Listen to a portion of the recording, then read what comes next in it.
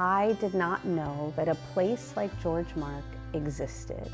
It sounds too good to be true, and I could not imagine a home that provides respite as well as joy, not only for the individual, but for the family.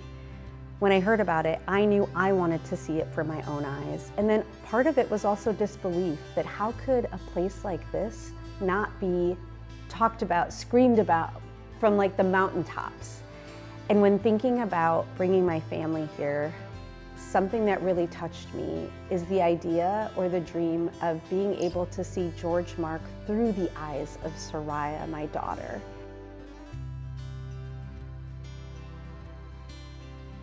I really wanted to make sure that this was something that they wanted to do, because traveling as a family has become very difficult with Soraya's health.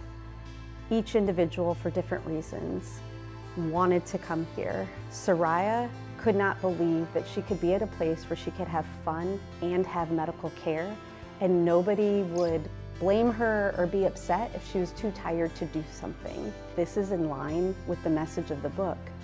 Let's create communities, let's tell people what's available. Half the struggle is not even knowing what resources are available, and so this is a way that we can do that. In thinking about the families that come to George Mark, and you're thinking about kids that are medically complex, or maybe even nearing end of life, and for both of those, there is grief involved. Grief does not always equate to death or after death. There's a grief of the life that the family or even the child imagined that is not how things are happening in real time. And there's also grief as you're expecting someone to pass away, and you're expecting or anticipating that their life is nearing death. My mom made an amazing book. I think it's going to inspire other kids. People don't really talk about grief, rarely. And I think it should be more talked about. It's different ways, different forms. What I have realized the most is both grief and joy can coexist. There's no getting rid of the grief. There's no getting rid of the sadness that comes with loss. So we must be able to carry both. And I think that has been the biggest message of having this experience with Soraya that I would like to share with others. For joy, we have to be very intentional.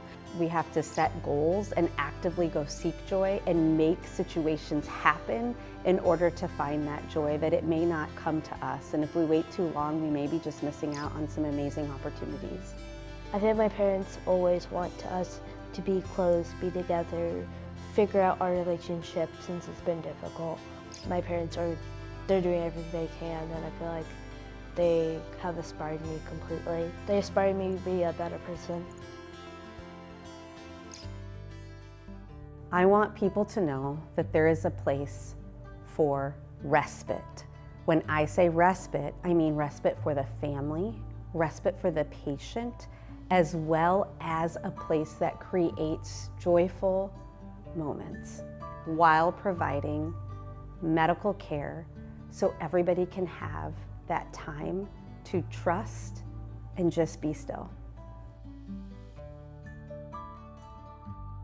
I mean, plainly, it sounds like rest. So, you know, why do these families need rest? And it's so much more than rest. It is mental gymnastics for the daily medications, the daily care. This is not just about raising children. It is about all the different facets of medical care to have your children not thrive, but survive. This is literally a sliver of self-care to just recharge. It's like working off of a battery that is on, 0% or 1%. It's a place to recharge. And so I look at respite as both rest and recharging, so you can just be better to care for yourself and care for your family.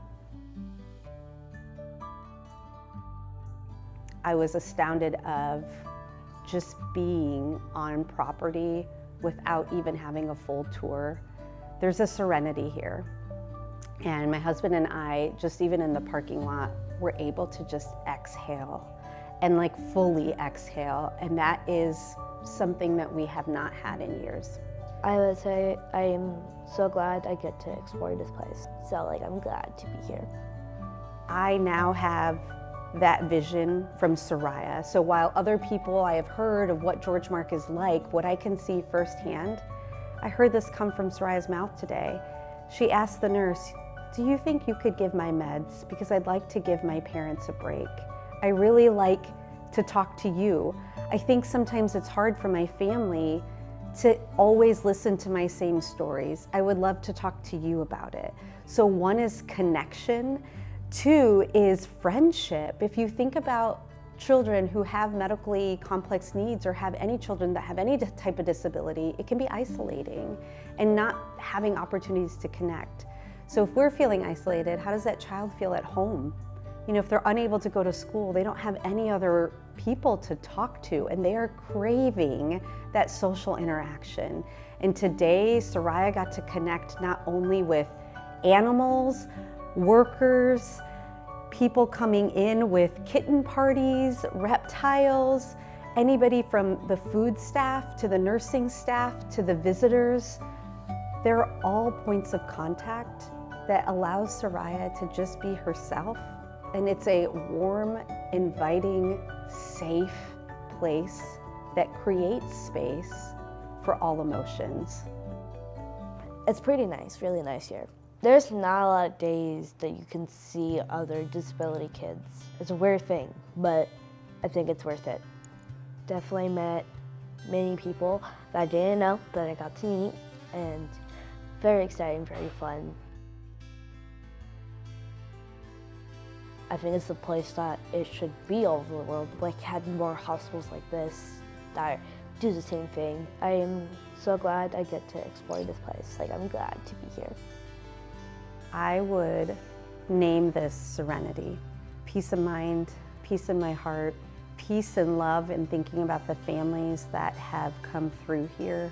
And I automatically feel the peace that those families must have felt coming here and having the ability to experience this. It's one of those things where I hope everyone can, and I truly believe that everyone should have the ability to do this.